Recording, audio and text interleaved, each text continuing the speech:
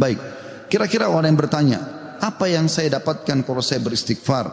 Yang pertama, akan dicatatkan pahala buat Anda sendiri. Karena istighfar ucapan yang tidak butuh energi banyak, hanya lisan dan bibir kita yang tergerakkan, ya, suara sedikit saja, tidak ada energi yang besar.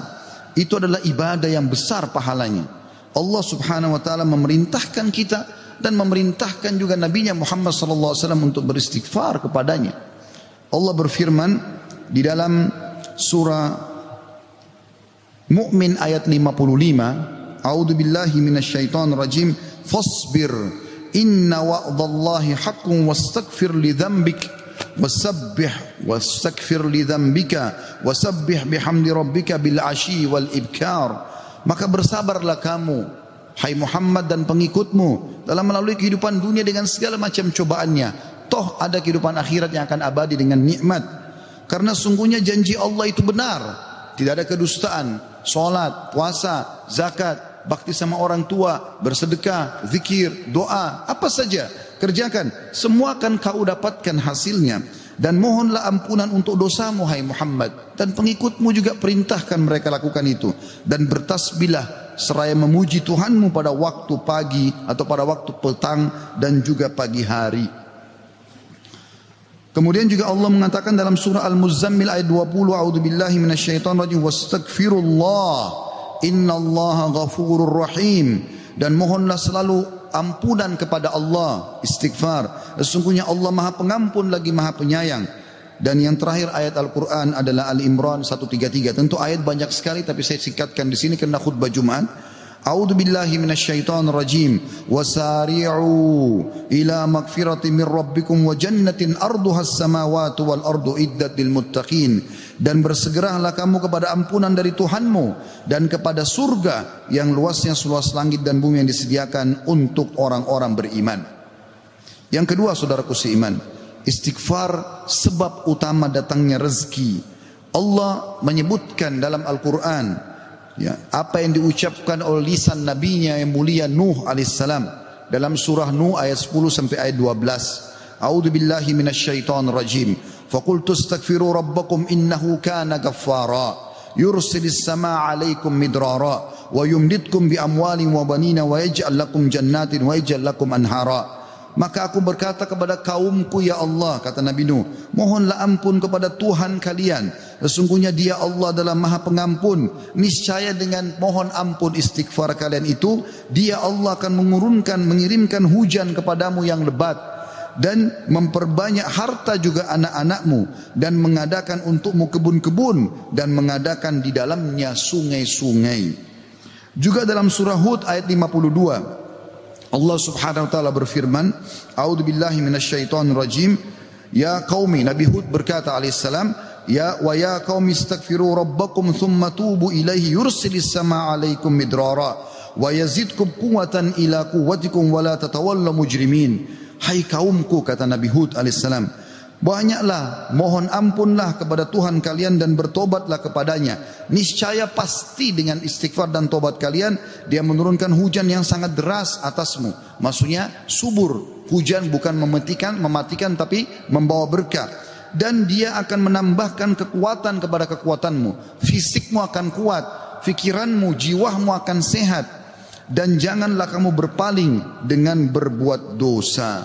Al-Qurtubi rahimahullah berkata tentang tafsir surah Hud ayat 52, di dalam ayat-ayat ini terdapat dalil bahwa istighfar digunakan untuk meminta rezeki dan hujan. Juga Ibnu Katsir berkata rahimahullah dalam tafsir beliau surah Hud ayat 25, jika kalian bertobat dan memohon ampunan kepada Allah serta kalian mentaatinya, niscaya Allah akan memperbanyak rezeki kalian, memberikan kalian minum dengan nikmat-nikmat langit, mengeluarkan untuk kalian nikmat-nikmat bumi, menumbuhkan untuk kalian tumbuh-tumbuhan, mengalirkan untuk kalian air, dan menjadikan untuk kalian kebun-kebun. Di dalamnya terdapat berbagai macam buah-buahan, dan Dia menyelingi di antara kebun-kebun tersebut sungai-sungai yang mengalir.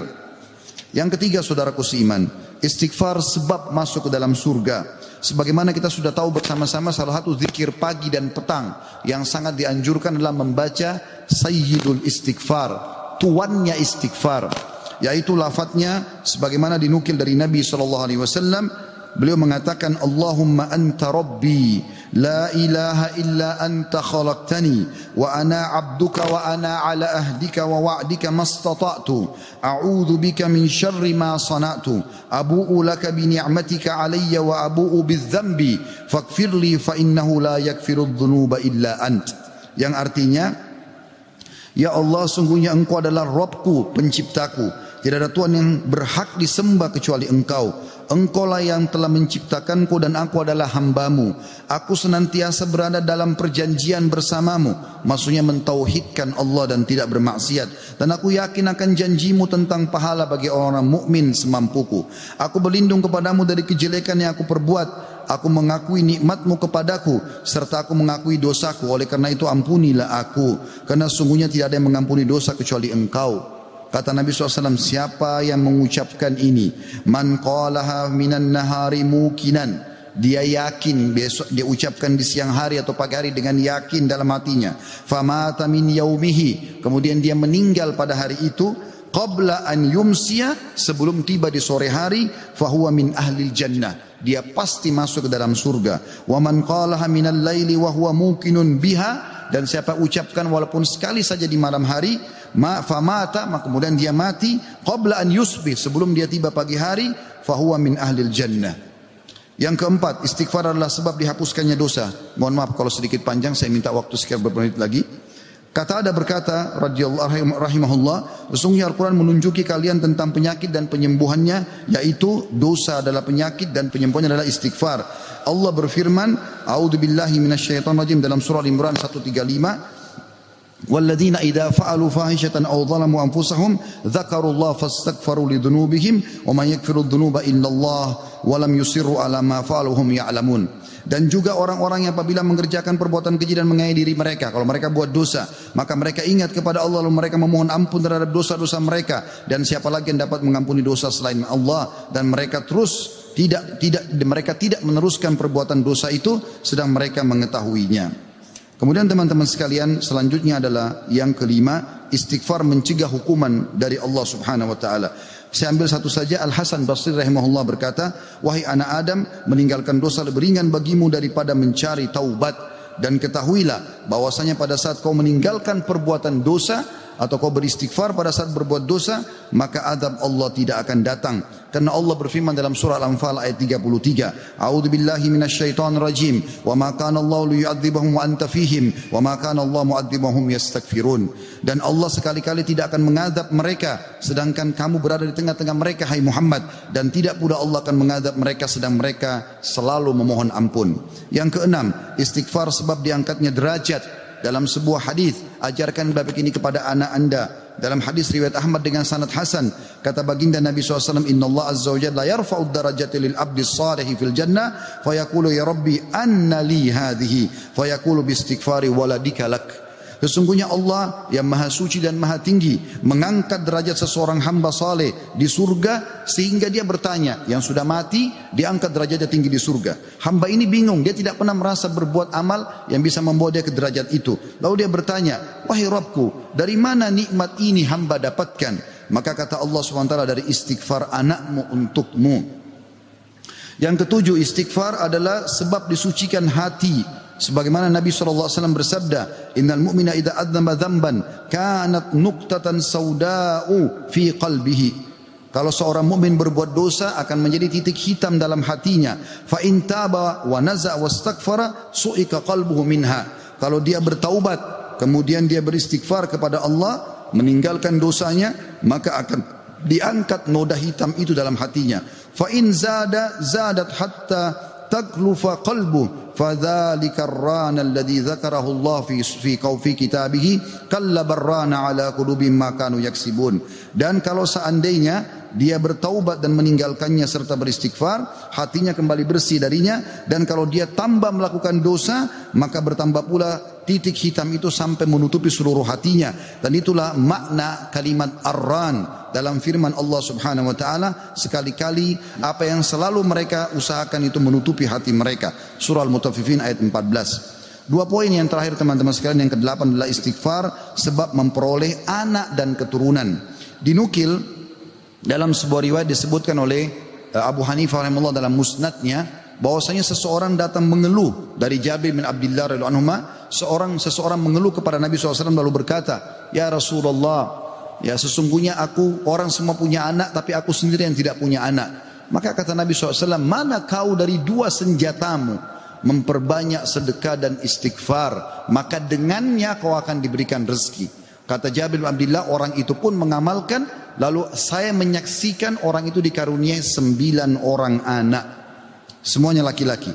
Kesembilan dan terakhir adalah istighfar sebab menikmati kesehatan dan kekuatan, sebagaimana dijelaskan dari dalam surah Hud ayat 52, dan sudah saya bacakan tadi ayatnya, saya tidak ulangi, tapi potongan ayatnya adalah yazidkum quwwatan ila quwwatikum. Istighfar menyebabkan bertambahnya kekuatan di atas kekuatan. Izinkan saya teman-teman sekalian menyampaikan sebuah kisah yang berhubungan dengan masalah ini, atau dua buah kisah ringkas. Ada seseorang di Irak dulu pernah berdagang, kemudian dia menemukan semua pedagang di pasar laku barangnya kecuali dia, dan dia orang miskin. Dia mengatakan, saya pun duduk di dekat barang saya sampai menjelang sore belum laku-laku. Maka tiba-tiba saya mengingat firman atau sabda Nabi SAW, man aksara istighfar, siapa yang memperbanyak istighfar, ja'alallahu lahu min kulli hammin faraja, Allah akan berikan kelapangan dari setiap kesedihannya, wa min kulli dikin makhraja, dan jalan keluar dari setiap masalahnya, dan juga razaqahu min haitsu la yahtasib, maka Allah akan berikan rezeki dari tempat tidak disangka-sangka. Maka dia bilang, saya pun beristighfar kepada Allah, dan terjadi satu keajaiban yang luar biasa. Ternyata datang kepadaku hampir seluruh pedagang pasar datang, dan mereka memperebutkan barang daganganku. Terakhir kisah seseorang yang bernama Abu Yusuf, saudaraku seiman, di musim haji, seorang syekh, dalam kisah yang tidak disebutkan namanya siapa, sedang menyampaikan masalah istighfar. Datang seseorang setelah pengajian bernama Abu Yusuf lalu berkata, Syekh, saya ingin bercerita tentang manfaat istighfar yang Anda sampaikan tadi. Kata syekhnya, silakan.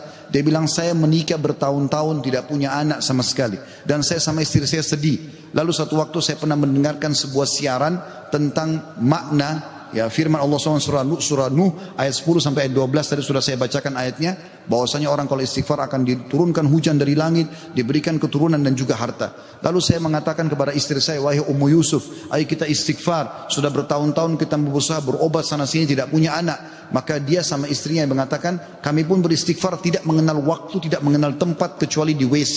Kita tidak baca di WC, di tempat tidur, di ruang makan, di halaman, selalu baca. Dan subhanallah, kata dia, Syekh, bulan itu Ummu Yusuf hamil dan lahirlah Yusuf. Begitu selesai hamil, lagi masa nifas, saya bilang, Ummu Yusuf, kita sudah bertahun-tahun tidak punya anak, ayo kita istighfar kepada Allah untuk anak yang kedua. Kata dia, Anda tahu Syekh, selesai nifas Ummu Yusuf hamil dan kami dapat lagi anak kedua, dua-duanya laki-laki. Setelah anak kedua lahir, di masa nifas saya bilang lagi, wahai Ummu Yusuf, kita beristighfar kepada Allah untuk anak yang ketiga. Maka saya sama Ummu Yusuf beristighfar yang ketiga, dan ternyata selesai masa nifas hamil dan juga melahirkan di tahun ketiga anak laki-laki yang ketiga. Kata syekhnya, semoga Allah berkahi. Itu betul-betul firman Allah. Allah mengatakan Allah tidak akan pungkiri janjinya. Dia mengatakan, belum selesai kisah saya Syekh. Setelah itu Ummu Yusuf berkata, wahai Abu Yusuf, kita berhenti dulu istighfar untuk mohon anak, istighfar untuk yang lainnya, tapi permohonan anak berhenti dulu sampai anak-anak besar. Kami sepakat 2-3 tahun, kemudian saya mengatakan, Ummu Yusuf, sekarang saatnya kita minta agar Allah berikan kita anak perempuan yang cantik dan salihah. Maka kami pun beristighfar, dan ternyata Ummu Yusuf hamil, dan sekarang saya di musim haji, wahai Syekh, sedang datang bersama Ummu Yusuf yang baru saja melahirkan bersama dengan bayinya, bayi perempuan. Aqulu qauli hadza, saya sudah mengucapkan perkataan saya ini, wa astaghfirullah li wa lakum, dan saya beristighfar kepada Allah, mengajak jamaah istighfar kepada Allah, fastaghfiruhu innahu huwal ghafurur rahim, beristighfarlah sungguh Dia Maha Pengampun dan juga Maha Pengasih.